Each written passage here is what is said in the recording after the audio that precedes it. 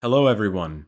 The purpose of this video is to give you a quick demonstration on how to use the partial inventory, as it's often called. This is a wonderful resource compiled by the eminently capable Stephen Phelps.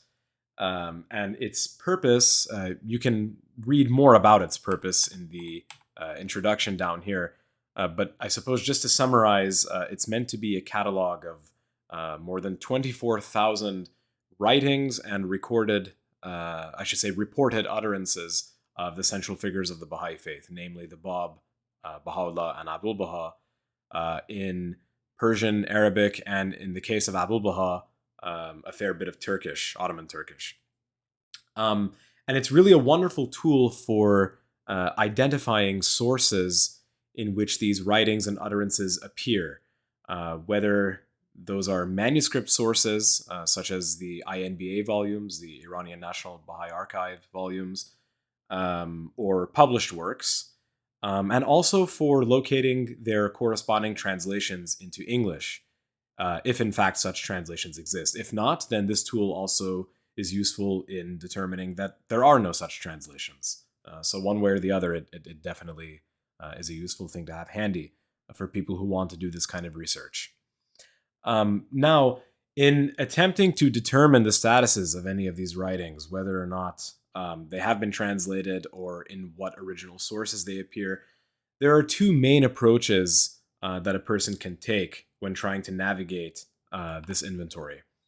The first is essentially to check the source itself. If you happen to have a book handy in which a writing, whether in the original language or in English translation, occurs, then this tool does allow you to search basically an abbreviation, a shortcode of that writing, along with its page number, to arrive at the conclusion as to whether or not it has been translated or in what other sources it appears. For all we know, the one you have handy may in fact just be an excerpt, and that would also be denoted in the inventory as well. In which case, its relevant entry would hopefully link you to the full writing, wherever that may appear. So again, the first approach is to search by source. Now, we can either do this through the original source or the translated source. So let's start with an original source. Let's say that you happen to have a copy of Makatib Hazrat Abdul Baha, the 8th volume of that series, handy. For example, here, we have a soft copy of that here online at the quote-unquote old Baha'i reference library, reference.baha'i.org. There is the title of the book, and this is page 51. As you can see towards the bottom of page 51, we have the beginning of a new tablet. It is on this basis that you'll want to conduct the search in the inventory. So one thing to know is that if you look at the table of contents of the inventory, you will see a very critical item here, bibliography and key to source codes. You'll want to study and very much familiarize yourself with all of these abbreviations here. For example, the relevant one from Makatib, it is in alphabetical order, so you'll want to go to M. I believe it is MKT. Let's see here. Yes. Over here on the left, MKT, Makatib Abdul Baha, 9 volumes. And accordingly, because we're dealing with volume 8, the short code for this would be MKT8. And because we are dealing with page 51, that's the page on which this particular tablet begins, we have a very intuitive abbreviation here. You'll want to pull up You'll want to pull up the search by doing Control F or perhaps Command F if you're on a Mac. I'm not entirely sure about that. And you would type let's do uppercase just to play it safe. MKT8. This is such a big document, it may take a while to generate the characters. So MKT8.051. And as you can see, Acrobat, which is the software I'm using here, Adobe Acrobat, is already showing a few hits. So it looks like it's going to be a successful search. So we'll go ahead and hit enter. Okay. This jumped us to a different part towards the end. This is a different part of the catalog, which basically just itemizes everything in Makotib Volume 8. We don't want this one so much, although you could actually just click its corresponding entry name right here, and that would take you to the entry.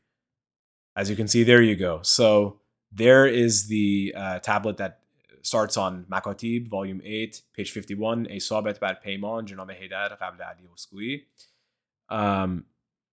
And as you can see here, it also has a manuscript source. This same tablet also occurs in INBA Volume 17, page 87. And if you were to click this, I believe it would pop open a new tab or window that will take you to the Afnan library, where all of these INBA volumes are hosted. So I just demonstrated how to do this with an original source. You could also use a translated source if you don't happen to have the original text handy. So instead of Makotib, for example, we can go to God Passes By. And in God Passes By, again, I'm using the old Baha'i reference library because pagination is key here. In the new Baha'i reference library, baha'i.org/library, it's pretty hard to tell. Pagination is not readily displayed. So the old Baha'i reference library is much more useful for correlating things to the Phelps inventory. So we see here that kind of in the middle, in between pages 168 and 169, we have the beginning of a tablet, or at least an excerpt. We see, O Muhammad are some of the words Baha'u'llah uttered on that memorable occasion. He who is the Spirit hath verily issued from his habitation. So because this excerpt, you see it comes before the 169 page marker, that means it actually begins on page 168. So let's go back to the Phelps inventory. Sorry, I mean the partial inventory. I used to have the habit of calling it the Phelps inventory, but I know that he himself would rather people refer to it as the partial inventory. God Passes By, once you familiarize yourself with a lot of these short codes, you'll come to understand that GPB, very intuitively, is the acronym for God Passes By. So because that was page, was it 168? Yes, 168. So what we'll type here is GPB dot 168. And in fact, before I hit enter, let me take this opportunity very quickly to say that if for whatever reason you're having trouble pulling up search results, you think that you should be getting some hits, but you're not, you may want to experiment with a couple of the search settings here. There's a little gear right here. If you click it, I've found that if you mix and match these first couple of options, whole words only versus case sensitive, as the case may be, you may want to try enabling and disabling some of these filters, and that may get you more relevant search results. So I won't go into that anymore. It's just something to explore on your own time. But anyway, so we are trying to identify the original text of the writing which Shoghi Effendi has translated in God Passes By, page 168. So with that query typed in there, I'll hit enter.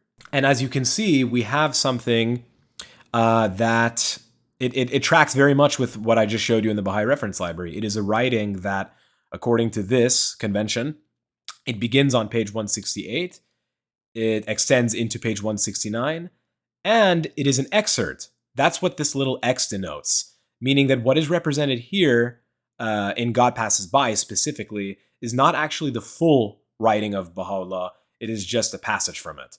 So it corresponds to the writing which Stephen Phelps has given the label, I should say the catalog ID number of BH, which stands for Baha'u'llah, BH00457. So if we click that, it will jump us right to here, which in fact is the Loh-e Mubahele. And we will see that there are quite a few different sources that one can consult. In terms of manuscripts, we have a couple of items in that are held in the Oriental collection at the British Library, which are not readily available. That's why there is no hyperlink associated with either one. But a person could theoretically reach out to the British Library and perhaps for a fee procure a digital copy of them. And then apart from manuscripts, we have some publications. And we have, quite a variety of publications here in which, either in full or in part, the Lawh Mubahala appears. For example, there is Tarikh Zuhur al-Haq, Volume 5.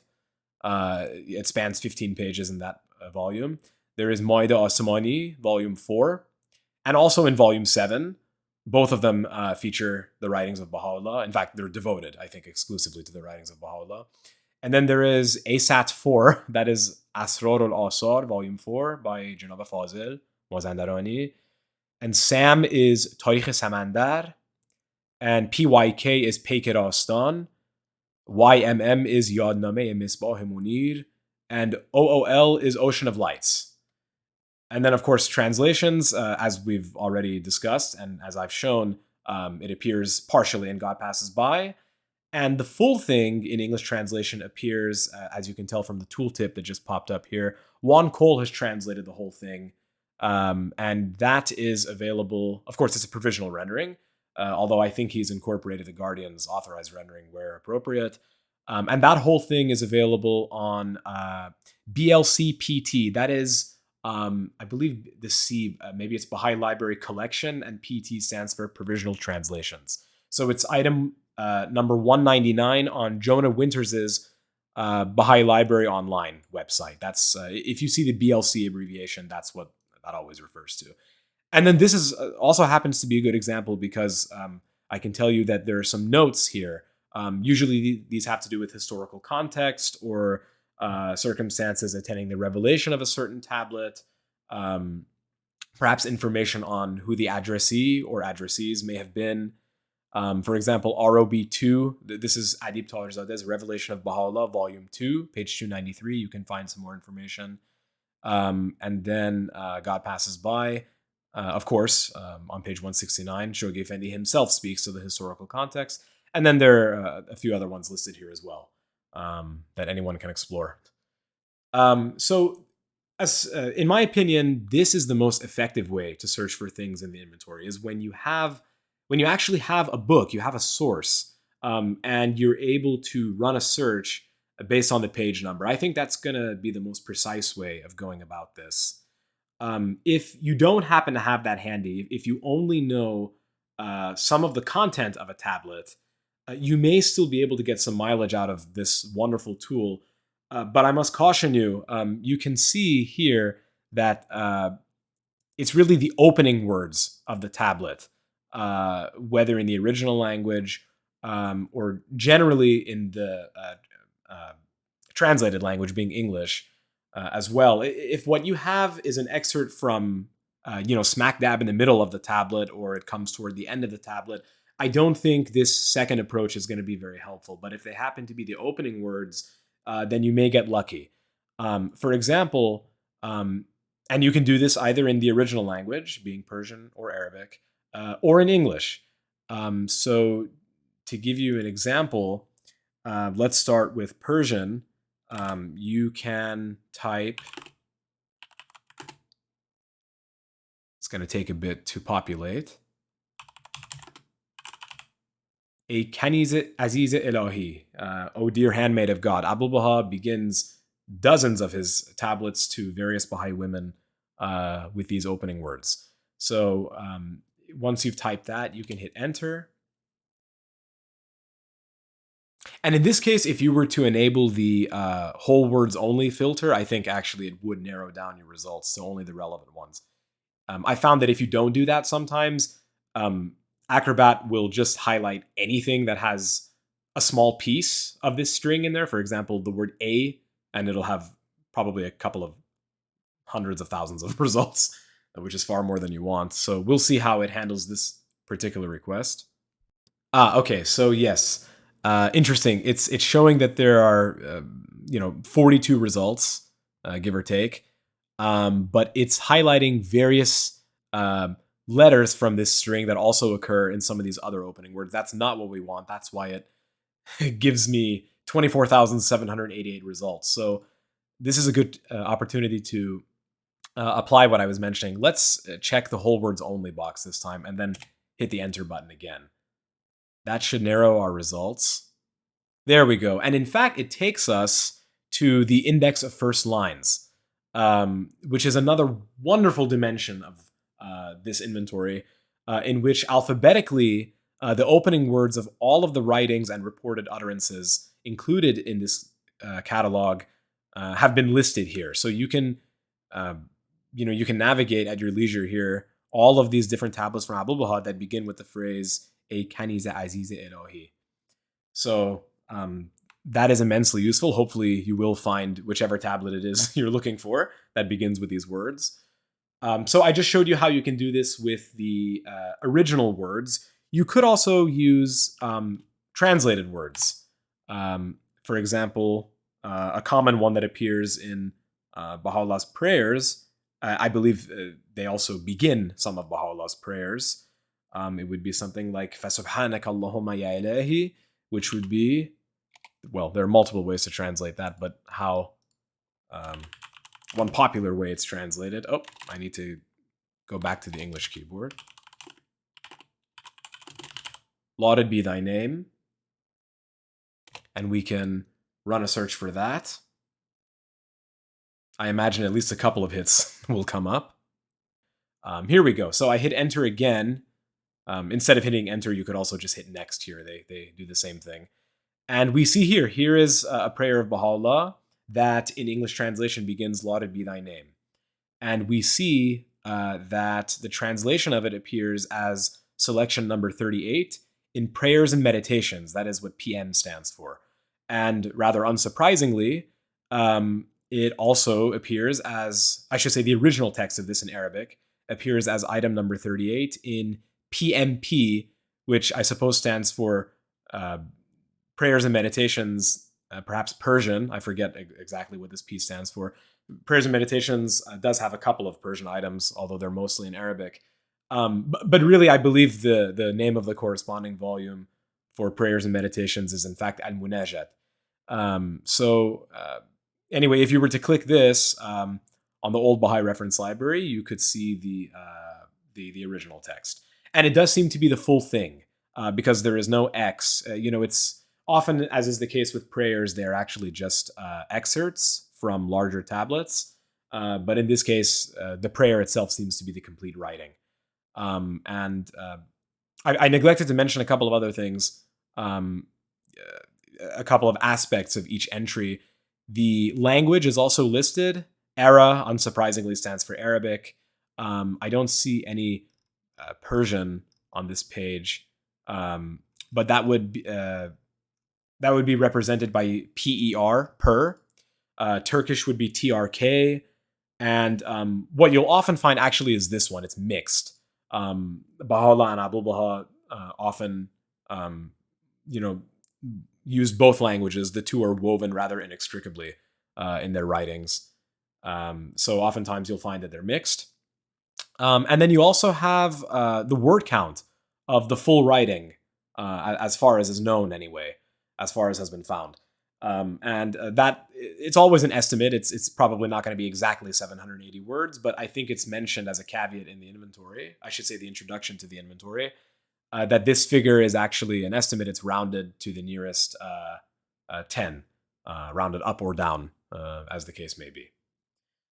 So this is a tutorial. It's somewhat simplified. There are more ways to get mileage out of this inventory. But this should give you something of a start on how to find certain writings, whether you want to search for, search by source or by content, as long as it's the first few words. And hopefully you found this useful.